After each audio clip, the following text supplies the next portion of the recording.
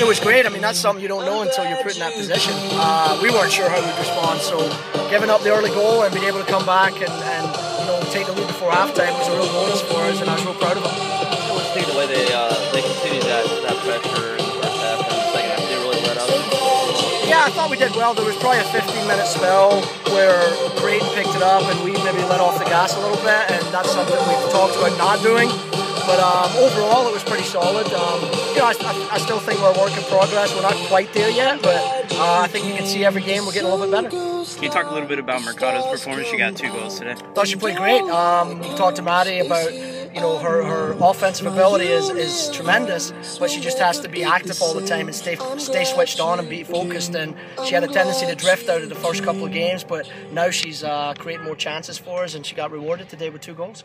You see performance and ability change at all due to the weather, due to the heat at all? Yeah, it just saps you. I mean, you could see both teams got really tired, and we try to use our bench a little bit more than normal, maybe a little bit earlier than normal as well. And yeah, you can just see the fatigue hit both teams. And on days like this, you're thankful you've got 6 or 7 off the bench.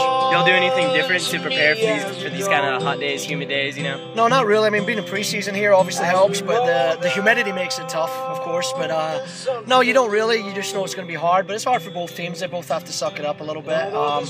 We handled it reasonably well, and like I said, having a deep bench really helps with that aspect of the game.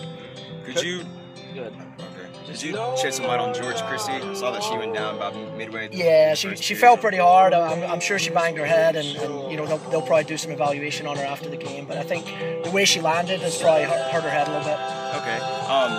The number 1 and number 2 teams both lost today, and West Virginia handed one of those teams their losses. What are your thoughts on them seeing as how they're in the Big 12? Well, I mean, they're a great program.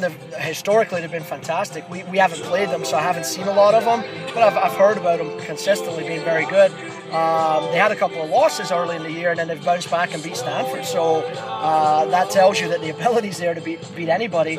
And I think Stanford and Duke losing just shows you that women's college soccer, there's a lot of good teams, and we're just thankful to be 4-0. Coach, through 4 games, each game you've had 1 goal that's come off of a set piece of some sort. Have you guys been working on that in practice, or is it something that the team's doing a lot? Well, it's funny, we've worked a little bit off of it, but in fairness, it's probably just individual ability.